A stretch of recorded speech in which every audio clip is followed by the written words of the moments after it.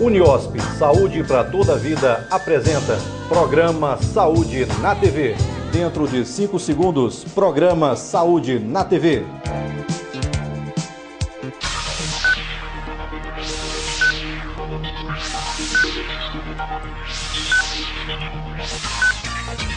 Bom dia, o programa de hoje está começando agora e na edição deste sábado você vai acompanhar uma reportagem sobre cirurgia bariátrica. No quadro Farmácias de Manipulação, saiba mais sobre hidratante à base de ácidos e o acelerador de cicatrizes. Conheça também uma doença que afeta muitos homens maranhenses, o câncer de pênis. Tudo isso agora aqui no Saúde na TV.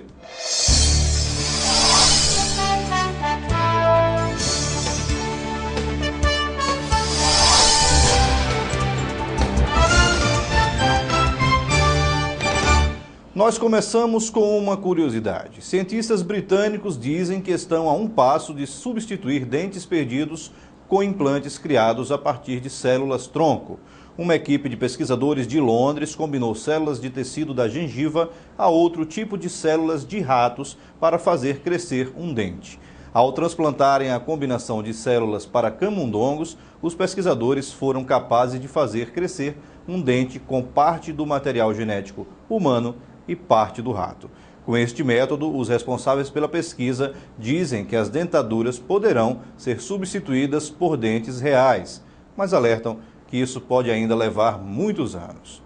A intervenção médica alimentar, denominada de cirurgia bariátrica, é uma das formas de combater a obesidade. O cirurgião e endoscopista Erquimas Pereira esclarece agora algumas dúvidas relacionadas à cirurgia bariátrica. Confira. A obesidade é um problema de saúde grave que é bem característico das sociedades capitalistas e cada vez mais aceleradas em busca de cumprir metas no trabalho. Quando tudo gira em torno da falta de tempo, o corpo sofre com as alterações no ritmo metabólico. Muitas vezes, uma refeição saudável e equilibrada é substituída pelos lanches calóricos e pouco nutritivos, além de alimentos industrializados ricos em açúcar, sódio e gorduras prejudiciais à saúde.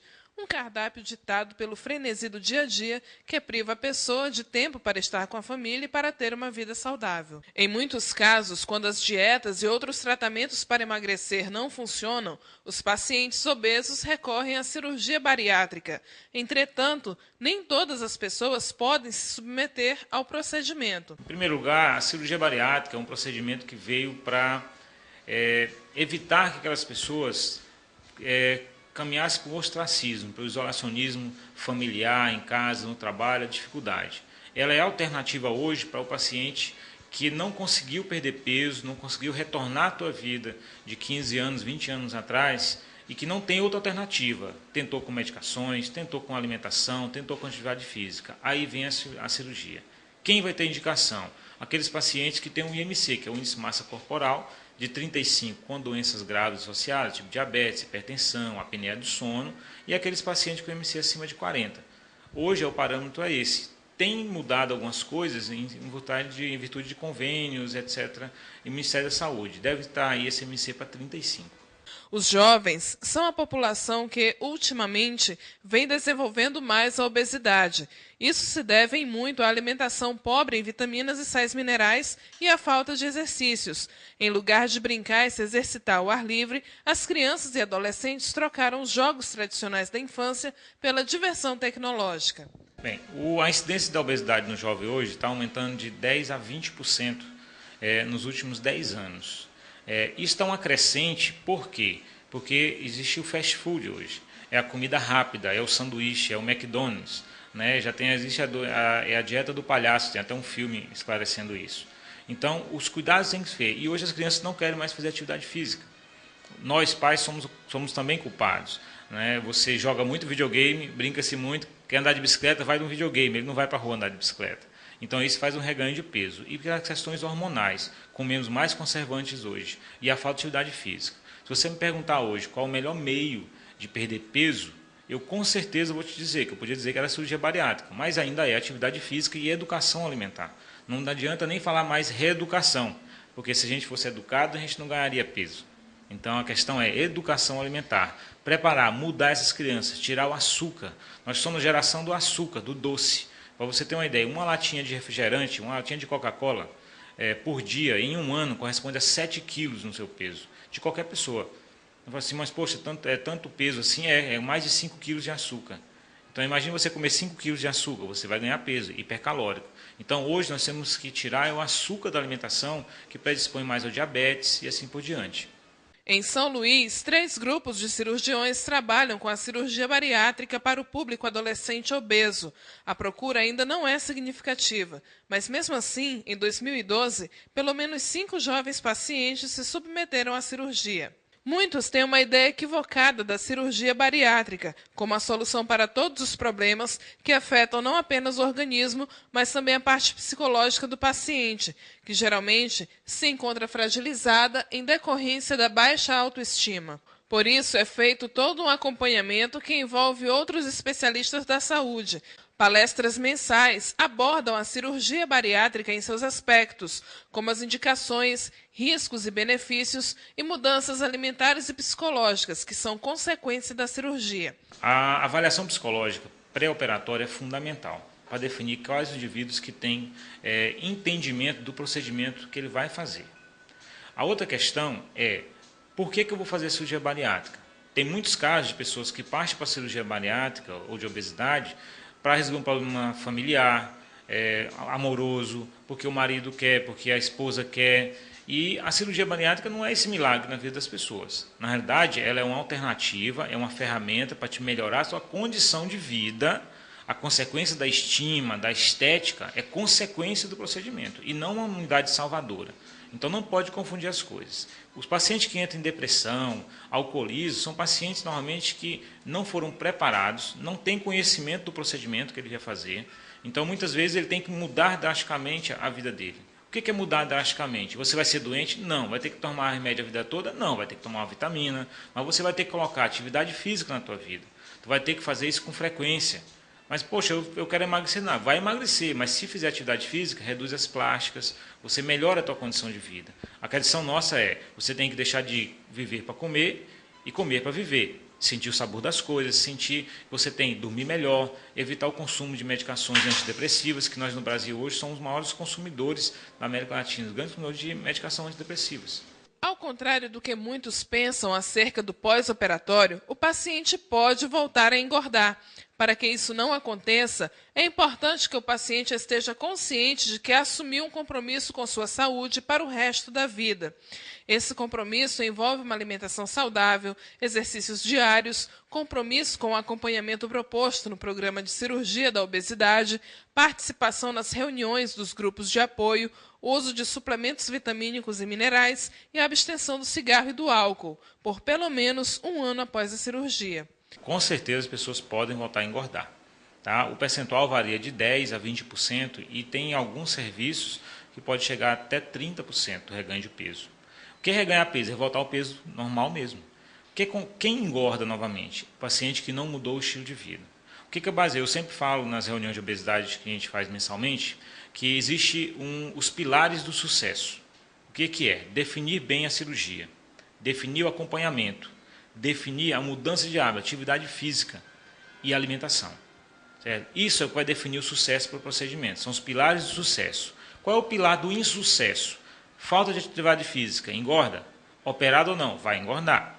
Você consumo hipercalórico, cerveja em excesso, doce, açúcar em excesso, vai ganhar. Então tem pacientes que partem de um procedimento desse, ele não sabe por que foi operado, de que foi operado, e ele começa a fazer tudo que ele fazia antes e às vezes faz pior ainda.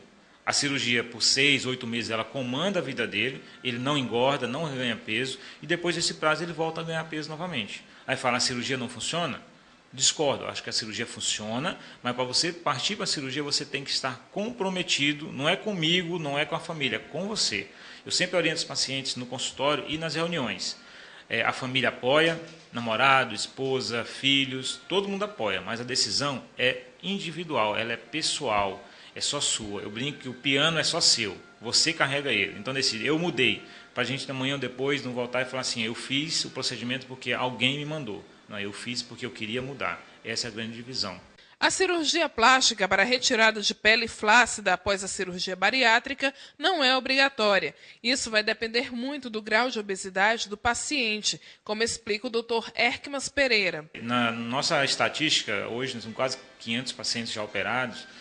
Nós temos muitos casos de pacientes que não fizeram nada de cirurgia plástica. O que define quem faz ou não? Tem alguns detalhes. Abdômen. Grandes obesos vai ter abdômen avental, não tem jeito de não fazer. Mama também é um problema para as mulheres, que mama é gordura. Então, você tem 50% de gordura, 60%. Quando você emagrece, mama também perde. Então, pode ser necessário fazer algumas correções. Mas homens e jovens, se começar a fazer atividade física, e hoje eu recomendo com 20 dias, já vai para a academia, já pode fazer a parte muscular, você já consegue recuperar isso e você não vai ficar com flacidez. Não é obrigatório isso. A questão toda da perda de peso é porque você, quando perde gordura, não está seletivo, perde só gordura, você perde massa muscular. Então, isso faz com que você não tenha o corpo fique diferente. Se você entrar rapidamente em atividade física, você compensa isso, evita plásticas, porque a cirurgia bariátrica, eu digo, não deixa nem cicatrizes nem dor, mas a plástica dói e pode deixar cicatrizes. Então, melhor malhar. A cirurgia bariátrica não deve ser encarada como um modismo, como as cirurgias plásticas. É uma intervenção que só deve ser aplicada a pacientes em risco iminente em decorrência da obesidade, como último recurso. É o procedimento final. Não tenho outra alternativa, não consigo realmente. Não é aquela dieta que começa numa segunda-feira, chega terça, quarta-feira, foi para o espaço. Isso não é dieta, né? Então, assim, dieta que realmente tentou fazer o procedimento, tentou perder peso, tentou fazer atividade física, não deu certo, assim, a cirurgia é bem indicada. O que tem que selecionar é qual cirurgia fazer e para qual paciente fazer. Tá? Então, não dá para... Hoje existe uma moda, por exemplo, aqui no nosso estado, de fazer um sleeve, que é uma gastrectomia que mexe só uma parte no estômago, não mexe no intestino. É um procedimento mais simplório, faz bem, mas o resultado é ruim. Né? Podem fazer a maior divulgação do que for, mas é um resultado ruim. A pergunta é, o que você quer? Aí eu sempre pergunto para o meu paciente, você quer perder 5 quilos, 10 quilos, ou quer ficar magro? Então é a pergunta que o paciente tem que ser em comum acordo, a gente tem que orientar. E não falar assim, muitos pacientes chegam no consultório querem colocar um balão. Eu ouvi falar, eu quero botar um balão, não quero fazer isso, eu quero botar um balão. Mas um balão vai me dar uma perda de 15% do excesso de peso. 15%, um paciente que tem 60 quilos de excesso de peso, ele perder aí 6, 9 quilos, muda a vida dele? Não vai mudar a vida dele. Então, a minha obrigação é deixar ele bem orientado. Tem casos que vai indicar um balão, a banda gástrica, o procedimento. Então, é estudar o caso e indicar o procedimento ideal para cada paciente. No próximo bloco, vamos conferir mais uma reportagem especial sobre as farmácias de manipulação. Desta vez, você vai conhecer o hidratante à base de ácido e um produto que acelera a cicatrização. O Saúde na TV vai para um rápido intervalo e voltamos já.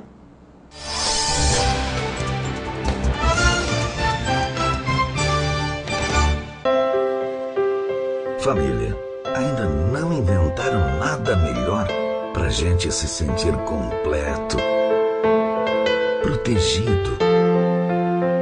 É aquela magia da vida em que você une amor, confiança e a esperança de um futuro perfeito, vivendo plenamente, com saúde. Uniosp, saúde para toda a vida.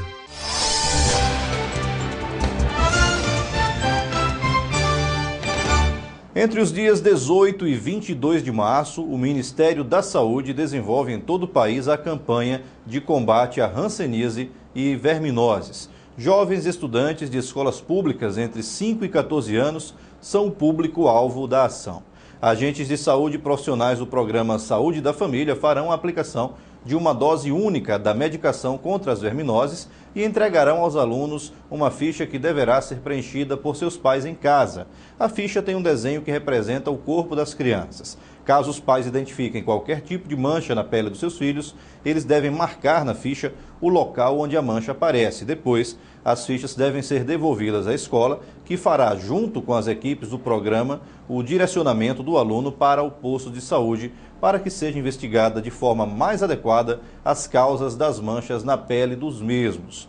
O objetivo da campanha é garantir o tratamento e a cura dos pacientes com hanseníases e verminoses. Serão distribuídas também 10 milhões de cartilhas educativas para a orientação de professores, pais e alunos.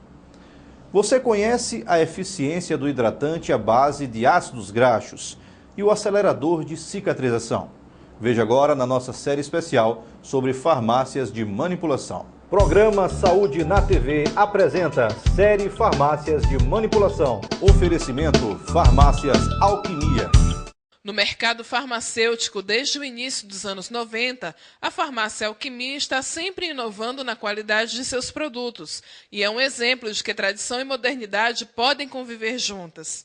Dois dos produtos mais procurados na farmácia de manipulação são o hidratante à base de ácidos graxos essenciais e o acelerador de cicatrização de lesões. Os ácidos graxos essenciais, ou simplesmente AGEs, têm esse nome porque não são produzidos pelo organismo, atuam na renovação celular da pele, sendo capazes de modificar reações inflamatórias, mas também agem em outras funções orgânicas, como o metabolismo, a produção de energia e o transporte de oxigênio, entre outras. O hidratante manipulado pela farmácia Alquimia possui também na sua composição duas vitaminas fundamentais para combater o envelhecimento precoce da pele, a vitamina A e a vitamina E.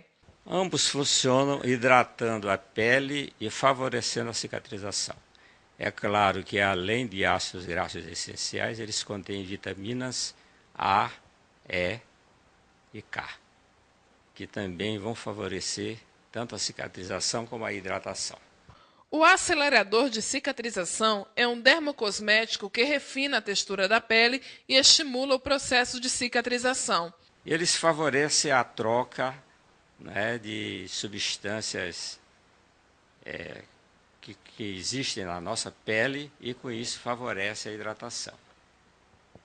A quantidade de água que é admitida favorece, claro, a hidratação, E isso faz com que a pele fique mais bela, mais bonita, E que as mulheres tanto gostam, e os homens também, claro.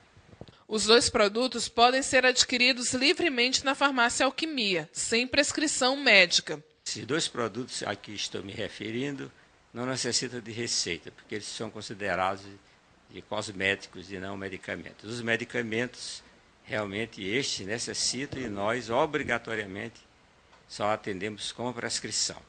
E até por isso a gente não fala sobre terapêutica dos mesmos, porque isso cabe aos médicos, de acordo com o seu diagnóstico, prescrever aquilo que ele acha conveniente para o seu paciente. Vale lembrar que uma alimentação saudável, rica em vitaminas e sais minerais, deve ser adotada como uma dieta diária para uma saúde equilibrada. Os dermocosméticos são apenas um complemento, mas seu uso deve estar aliado a hábitos de vida saudáveis. No próximo bloco, confira uma reportagem sobre câncer de pênis, uma doença que afeta muitos maranhenses. Aguarde em instantes.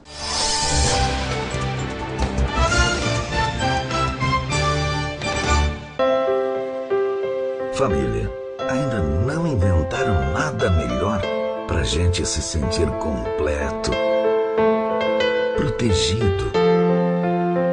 É aquela magia da vida em que você une amor, confiança e a esperança de um futuro perfeito, vivendo plenamente, com saúde. Uniosp, saúde para toda a vida.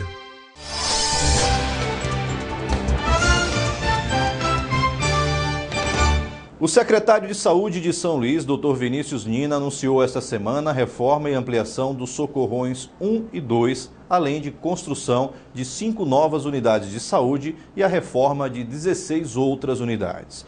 Com as adequações previstas, o Socorrão 1 passará dos 12 para 23 leitos de UTI, enquanto o Socorrão 2 será ampliado de 20 para 40 leitos de UTI. Além da reforma, estão previstas melhorias em setores de atendimento médico, como a aquisição de mais um aparelho de tomografia. Hoje, já existem 100 leitos de suporte para os socorrões, que servirão para acabar com os problemas das macas nos corredores. E ainda falando em melhorias no sistema de saúde de São Luís, ontem o SAMU, que faz o transporte de pacientes de urgência e emergência em situações de alto risco, recebeu 4 novas ambulâncias, uma vitória da população. No final do ano passado, apenas 2 ambulâncias estavam em condições de uso e, mesmo assim, não estavam em pleno funcionamento por falta de combustível. Hoje, os serviços do SAMU estão normalizados e a frota conta agora com os novos veículos com mais de 20 unidades de atendimento móvel entre ambulâncias e motos. E é sempre bom frisar, o número do SAMU é o 192. O Maranhão, infelizmente, é o estado com o maior número de casos de câncer de pênis em todo o Brasil. Um número triste e preocupante. O urologista Cálide Soares esclarece dúvidas e traz mais informações importantes sobre a doença. Acompanhe. O Maranhão é o estado brasileiro onde ocorrem os maiores índices de câncer de pênis, um dado alarmante e vergonhoso, pois a doença está associada à falta de higiene pessoal. Os fatores de risco do câncer de pênis são a fimose, que impede a exposição da glande devido ao estreitamento do prepúcio, o acúmulo de esmegma sob a pele, que recobre o órgão, e principalmente higiene precária, que está diretamente ligada à falta de informação e à condição socioeconômica e educacional das pessoas. Embora ocorra em homens com idade entre 40 e 50 anos, nas regiões Norte e Nordeste, onde se concentra o maior número de casos, a doença também acomete indivíduos jovens. O urologista Cálide Soares Gomes diz que a questão cultural é determinante. É uma doença de país subdesenvolvido. Apenas para ilustrar melhor essa resposta, em Israel não tem câncer de pênis, tanto por motivos educacionais, que o povo de lá é muito bem educado, se investe bastante em educação, como por motivos religiosos, já que eles são submetidos à circuncisão neonatal, ou seja, pouco depois do nascimento, a pele que cobre a glande, ou seja, a cabeça do pênis, ela é retirada num ritual religioso. E essa pele, ao ser retirada, ela como que deixa de produzir substâncias cancerígenas, que é o esmegma. Apesar do esmegma ser uma substância natural, o seu acúmulo é prejudicial. E a falta de água e sabão, falta de higiene de um banho diário, é que provoca isso. Complementando a sua resposta sobre sinais e sintomas de câncer de pênis, eu diria o seguinte: não existe uma lesão específica que nos faça suspeitar de câncer de pênis inicial. A regra diz o seguinte: se você tiver um ferimento, mesmo que superficial, no pênis, que seja diferente das doenças sexualmente transmitidas mais comuns, tais como herpes, tais como condiloma, tais como balanopostite, por fungos, etc., desconfie. Ou seja, algo que demora a sarar, que se instala, se estabelece e perdura por mais de 2 semanas, 3 semanas, você tem que desconfiar.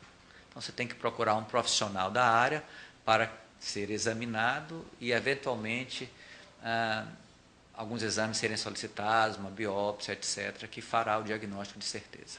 O preconceito ainda é um obstáculo. Muitos homens ainda se constrangem com a ideia de procurar um médico. O câncer de pênis, se diagnosticado a tempo, tem cura, mas as consequências para quem não procura a ajuda de um especialista são traumáticas. A cura, tal qual em outras doenças e em outros tipos de cânceres, é possível na fase inicial do problema, desde que o paciente recorra à ajuda, não é? Nessa fase precoce. Nessa fase precoce, você pode lançar mão de várias maneiras de tratar essa lesão. Você pode tratar essa lesão com cauterização química, com criocauterização, com cauterização elétrica, ou até com a excisão cirúrgica comum, tradicional. Nesses casos, o paciente não perde o órgão. Porém, se o paciente procurar ajuda numa fase adiantada da doença, infelizmente a amputação do órgão é o tratamento de escolha. A gente torce muito para que isso não seja necessário. Mas, infelizmente, pelo menos metade dos casos de cânceres de pênis que a gente presencia, que a gente atende no consultório, já são de pacientes que o têm há mais de 1 ano e, portanto, com lesões adiantadas. Pior ainda é quando o paciente não toma providências ainda nessa fase precoce, nem na fase mais adiantada, e a doença se espalha pela barriga, pelos ossos, pelos linfonodos. O paciente tem uma morte horrível, muito sofrida, tomado por câncer, chega a ser amputado as 2 pernas, separado da barriga, além de ter o seu órgão sexual amputado. Então, Não queremos chegar nisso. E não é necessário que chegue nisso. É uma doença externa, o paciente está vendo a feridinha ali. Tem que tomar alguma providência. Não é possível que uma pessoa observe um ferimento no seu genital e não tome uma providência. A amputação peniana é um trauma para o homem, pois culturalmente sua essência masculina está relacionada ao órgão sexual. Ao privá-lo do pênis, priva-se também da sua virilidade. A autoestima cai e a depressão vem instantaneamente. Para esses pacientes, é de suma importância o aconselhamento e acompanhamento de um especialista, como explica a psicóloga Rosana Lima. O paciente, ele inicialmente baixa sua autoestima, né? Começa a ter ideias suicidas. E por que isso acontece? Porque o homem, ele é machista. A ideia dele é o quê? Eu sou forte, eu sou invulnerável. E mediante a doença, o descobrimento da doença, esse homem ele passa a ser fraco, né? Na ideia dele, ele passa a ser mais vulnerável. Então, por isso, a baixa autoestima. Então, a psicologia ela entra para trabalhar essa questão, né, de não se perder a vontade de fazer planos futuros, de aumentar essa autoestima desse paciente, envolver também a família, né, que é primordial. Então, o paciente ele precisa também que a família esteja perto para ajudar nessa recuperação. Por quê? O pênis, para o homem, demonstra masculinidade. E quando ele perde, né, ou está próximo de perder esse membro que demonstra isso, aí vem toda essa consequência comportamental. Vem a insônia, vem a preocupação, vem o medo, gera ansiedade, né? A vontade de morrer.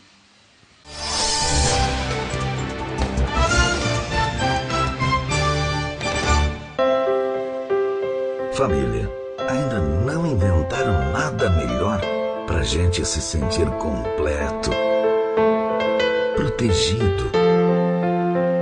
É aquela magia da vida em que você une amor, confiança e a esperança de um futuro perfeito, vivendo plenamente, com saúde.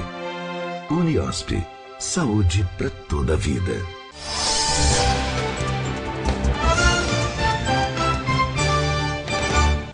E o Saúde na TV de hoje está acabando agora. Fique à vontade, dê sugestões para as nossas reportagens, dicas ou qualquer tipo de informação entrando em contato com a nossa produção através dos números que aparecem aqui na sua tela. A todos vocês que nos acompanharam até agora, muito obrigado e a gente tem um encontro marcado no próximo sábado aqui mesmo, às 7:55 da manhã. Até lá, tchau!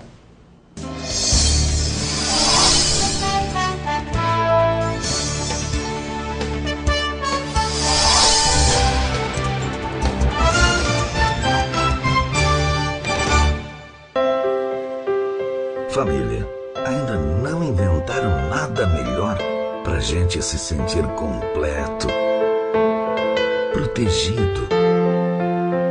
É aquela magia da vida em que você une amor, confiança e a esperança de um futuro perfeito, vivendo plenamente, com saúde.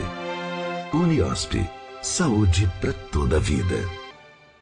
Você acabou de assistir programa Saúde na TV. Um oferecimento. Uniosp, saúde para toda a vida.